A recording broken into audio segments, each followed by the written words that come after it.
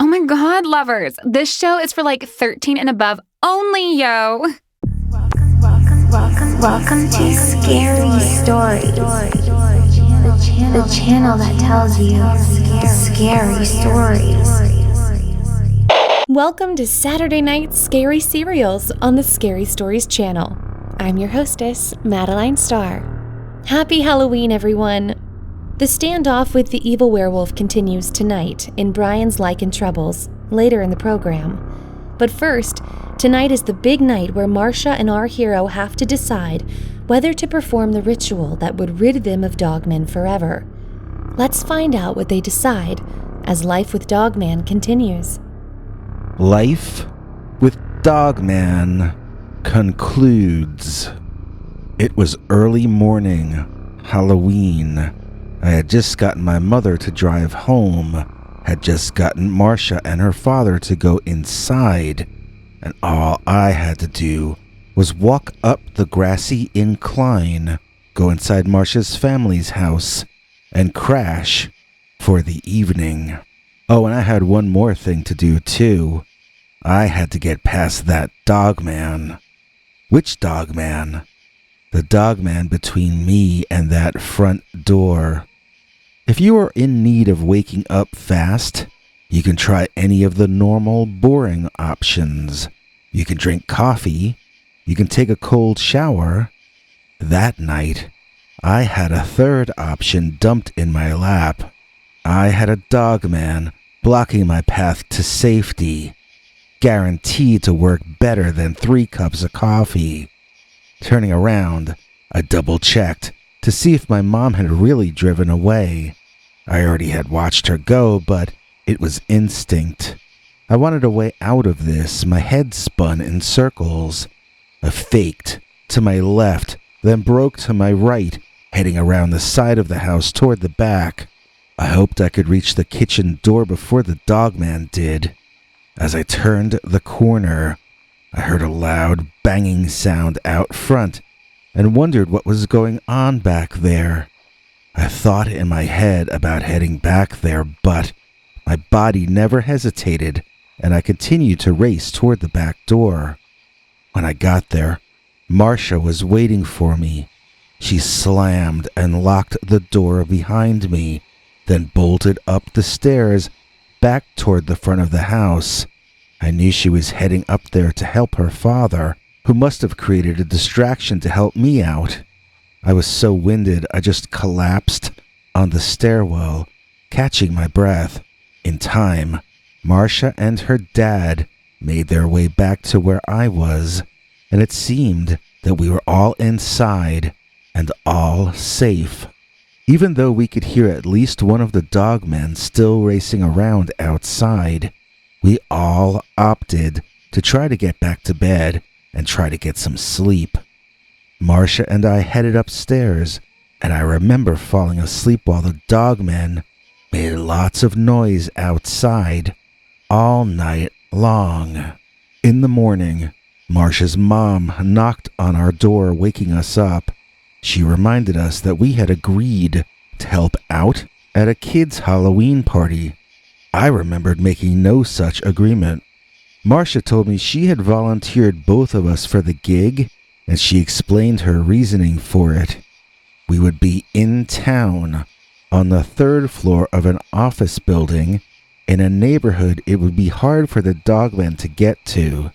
Then, we could return to my house just before dark and stay up in my room for the last few hours, preparing for the ritual in the woods at midnight. She decided that it would be the safest plan for the day, but she told me that if I wanted to do something else, then she also wanted to do that instead. I didn't actually have a plan even half as well thought out as hers, so I gratefully accepted the idea of doing it her way. She hugged me tight around my middle and expressed gratitude in ways that made me laugh. The more she acted like I was the boss, the more certain I was that she was the one who was completely in control of both of our lives. Or at least, she would be if we were able to heal the rift between our world and that of the Dogman. I found it hard to focus at the kids' party in town. It was some kind of thing for kids whose families are too broke to afford Halloween, so I tried to be there for them. I found I hadn't gotten enough sleep, and I was too stressed about what we had to do that night. We had to perform that ritual. We had to perform it in a potentially dangerous location in the woods. We had to do this at midnight, and we only had one chance. If we got the job done, we'd heal the rift and no longer see the Dogmen. We would, in essence, banish them back to their own reality. If we failed, though, the corruption between the varied dimensions would likely continue to grow, and we would find life itself becoming increasingly impossible. By we, I mean the entire human race, at least if I had a sharp enough grasp on what was going on. Maybe it would have a stronger effect at the epicenter in our small town, or maybe it would alter reality itself for everyone. I didn't really want to have to find out. I just wanted to stay awake until midnight, and I wanted to do what needed to be done. A kid started throwing a fit about something I apparently did, and I was sent to the back to have a nap. Marcia told me she would wake me up in time, but when I awoke, it was dark out. All the clocks in the building said 11:59, and nobody was anywhere to be seen. I ran out to the elevator in the hall and saw that it had a sign on it reading, "Under repair." I ran down the staircase and into the street. Somehow, I had to get to my home in 1 minute. Somehow, I had to get to the forest. I could see the red eyes of the Dogmen in the shadows all around me. I could feel their stares boring into me from every angle. I knew I was too late. I knew I was never going to make it. I gave up and dropped to the sidewalk, weeping. I heard the creatures emerging from the shadows. I heard them approaching, and I knew my time had run short. One of them grabbed my shoulder and shook me. It called my name in a voice that sounded just like Marcia. I opened my eyes, and I saw that I was still in the back room at the party. I had fallen asleep and had a nightmare. Poor Marcia looked as tired as I felt. "How much longer till midnight?" I asked her, and we both shared a laugh. At least we had each other to go through this with. It kept me sane, knowing that if I was imagining all this, at least she was imagining the same exact thing. Marcia's mom said that next was time for trick-or-treating, but I really wanted to beg off. I just wanted to go sit inside my room and build up my courage for the ritual at midnight. I was prevailed upon by Marcia to just play along and help her mom out, but I went under protest. Out there on the streets, as the night came out and the sky grew darker and darker, I felt like we should be anywhere but there. Marcia had felt that with the streets crowded and everyone trick-or-treating, we'd have safety in numbers. We'd be able to go anywhere in town freely, and no Dogman would have the nerve to show its face. That all made sense in theory, but the reality of it was that for most of the time we were out there, we didn't see any other trick-or-treaters. Maybe they went earlier before the darkness. Maybe families were skipping the event entirely due to all the craziness that had been going on. Maybe we weren't the only ones seeing the Dogman. I felt genuine chills run through me as we walked along, leading half a dozen kids in costumes from door to door. The whole thing seemed so trivial when you took into account the potential risk if the Dogman decided to interfere in this yearly ritual. It was just not a good enough excuse to put all of us in this kind of danger. And then we all heard it. A howl. It was very close, yet we couldn't see where the beast was. From a different direction, off in the distance, the howl was returned by another one. 2 of the kids said they were scared, and one of them started crying for his mother. "We need to get these kids home," Marcia and I both said at the same time. Marcia's mom reminded us where she had parked her car, and we quickly chose our path back there, leading the kids as though this were a military operation. On the walk back, the red eyes began to poke themselves out. They seemed to be everywhere you looked. Pretty much all the kids were weeping loudly, and I felt the same inside. We got them in my mother's car and she took off, but there was no room for me or Marcia, and we found ourselves alone in the dark, on the street, surrounded by the Dogmen in every direction. Oh, how I wished we had gone straight home to my room, but there was nobody to blame and nothing to do but remain in the moment. Stick to the present moment. Holding hands, Marcia and I ran. I felt like we were reenacting the scene from Invasion of the Body Snatchers. It was not a very hopeful feeling. The Dogmen were behind us, coming after us. You could hear them, walking, growling, whining, panting. It was the mindless mob. They rose from hell to torment us and try to drag us down to their level. I felt the world spinning. We were going to lose. We probably had already been checkmated. It was all over. I just wanted to lie down on the concrete and give up. Feeling myself being pulled inside a door, I took note of the change in light and odor. Looking around, I saw that Marcia had pulled me back into the church. That same church near my home that we had hidden from the Dogmen in before. For some reason, they were unable to take note of this place, as it seemed to be on holy ground or some such thing. She had explained to me why she thought it worked once before, but all that I really remembered was that it did.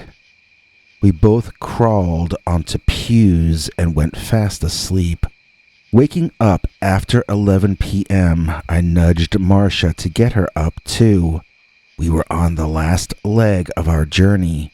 It was time to do what we needed to do. It was time to heal the rift.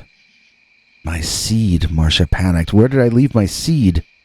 I laughed and picked several up off the pew we were sitting on. They're everywhere, as we had been promised that they would be. We both laughed, and Marcia's eyes teared up. The large Dogman, she choked up as she said it. I knew what she meant. He had been a true ally, and when we took that seed, we would be banishing him from our reality, just the same as the evil Dogman. And we would need to go do it now. Marching out of the church hand in hand, we found no Dogmen around us. No doubt they were off looking somewhere else for us. They had lost our scent while we were inside that church. We walked deliberately, remaining in control of our emotions and focused in our thoughts. To my home we went, walking past it, and across the backyard into the woods. The wind began to blow as though it had been waiting for us to enter. Arriving at the stone outcropping, we found the dark Dogman emerging from the shadows and casting a circle around the stone. We could now see the forest in a way we had not been able to before. We could see all manner of beings and intelligences there, which had always been invisible. Marcia and I both gasped in wonder and amazement. We could see them, but they were not seeing us. And then, approaching from the distance, we saw the Dogman. The evil Dogman. Now, a voice shouted in our minds, and we took out the seeds we had with us. Outside of our protected circle, the dark Dogman took on a gray Dogman. Soon, a second one, a third, and a fourth. There was nothing we could do to help him, even though we knew he was in battle to save me and Marcia. We watched him make eye contact with us through the veil, and once more we heard him command us. Now, swallowing the seeds, the world became a spinning vortex. It felt like a painful kind of centrifugal force was going to pull us apart, not just physically, but in every other way as well. It felt as though the universe were the Big Bang again, and soon all that would be left was cosmic powder and smoke, dissipating until the end of time. The sound became so loud that I covered my ears, and the light became so intense that I closed my eyes. I think I was screaming, but it was too loud to be certain. And then, the warm water of the shower felt so good running down my body. Wait, where was I? I was in a shower. I was taking a shower. I didn't recognize the room, though. Stepping out and grabbing a towel to dry myself, I put on the clothes that were lying there folded up. They must be mine, I reasoned. Exiting the bathroom and looking around nervously, I made my way through the house, slowly recognizing it. This was the place we were to move to after we were married. Coming around a corner, I found Marcia sitting in a room, nursing a baby. She looked up at me and smiled. "Welcome to the future," she said, and we both laughed in relief. The end. We're going to have a special longer episode on the 30th. That's right, Nancy. That's the night before Halloween. And to celebrate, we're putting on the Night Before Halloween special. And we'll all have our own extra scary stories we've been saving up for that scariest of holidays. Wednesday, October 30th. We'll all be there. Hope you are too. It's the Night Before Halloween special, an extra-long Dogman Scary Stories extravaganza right here on the Scary Stories NYC channel. Bryan's Lycan Trobles concludes. Jenny and Bryan marched out to the stage to do their act.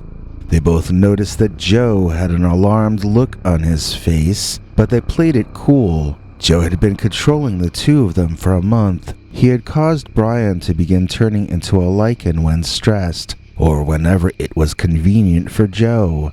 They were both working as slave labor in a Halloween haunted house. Bryan's affliction was being exploited for the financial gain of Joe and his partner. But Joe had forgotten that Bryan had been a Lycan before Joe gave him this new condition. He had been a different kind of Lycan, one that transforms under the light of the full moon. And now that Bryan had transformed in this other, original way, his mind was no longer under Joe's domination.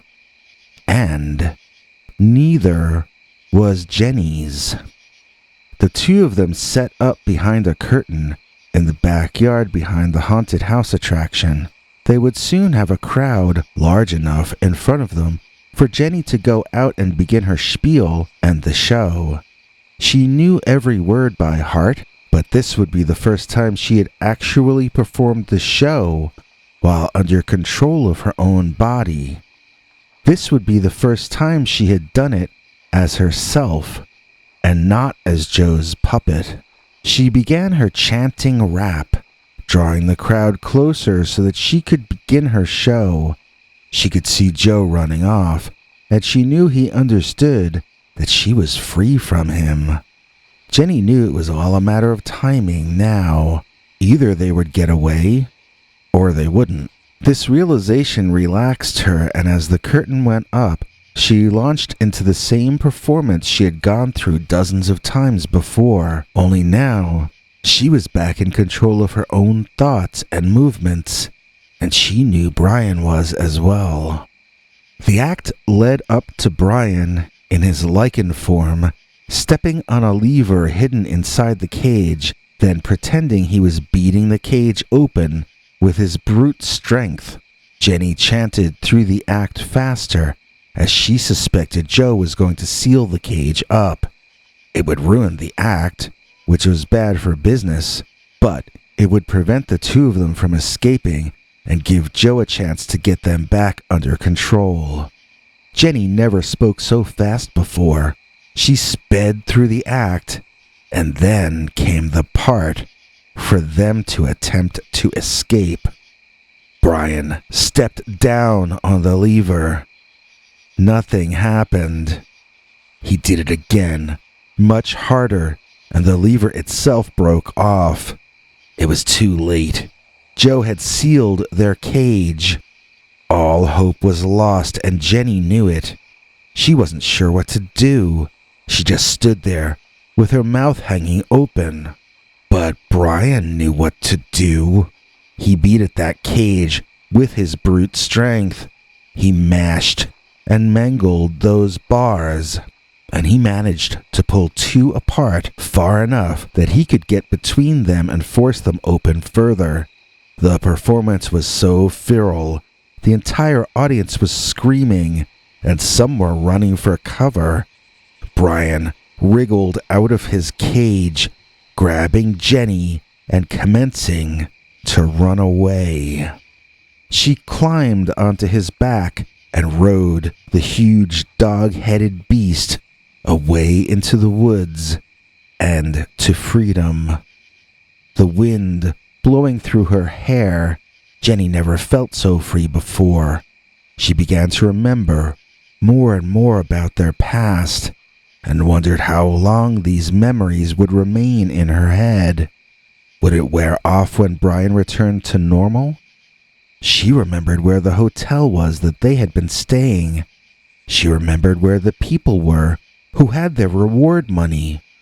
Somehow, while Bryan was transformed into this, his original werewolf state, the psychological control that Joe had been exerting over her was blocked, including his limitation of much of her memory.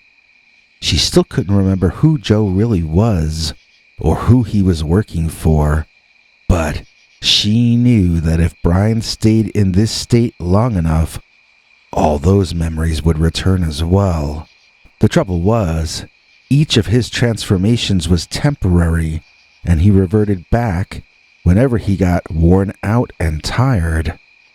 Jenny knew she had to head back to collect their money while she still remembered.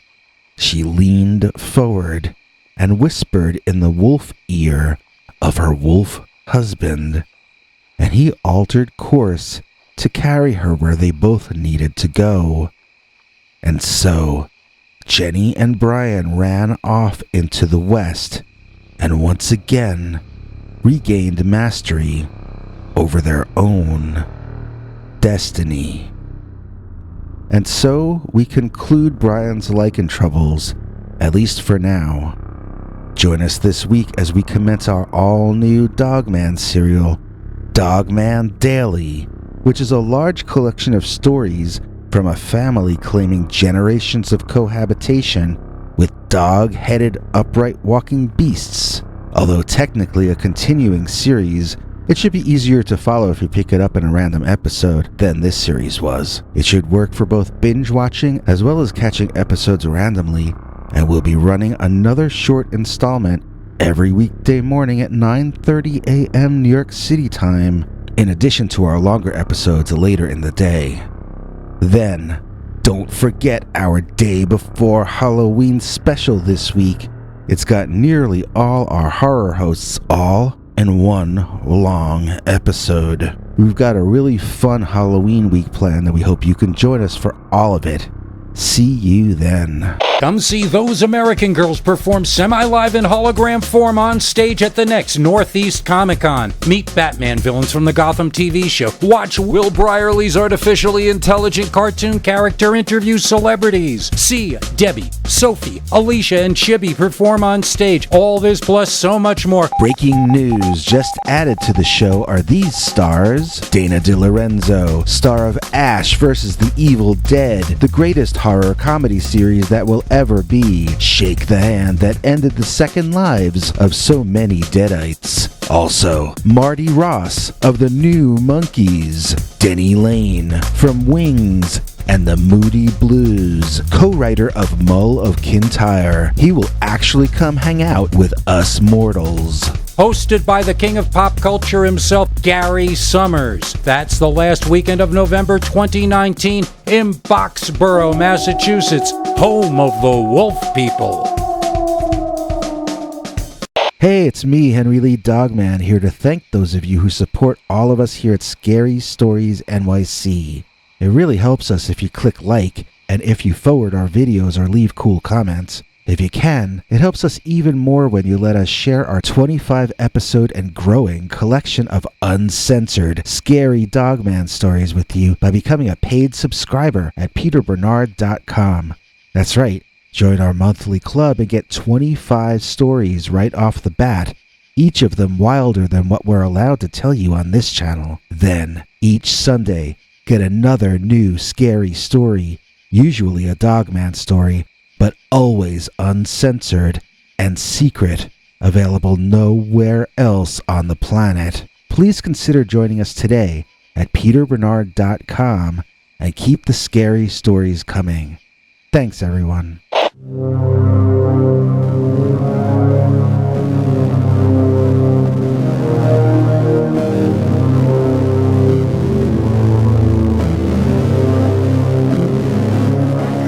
Come back for more scary stories.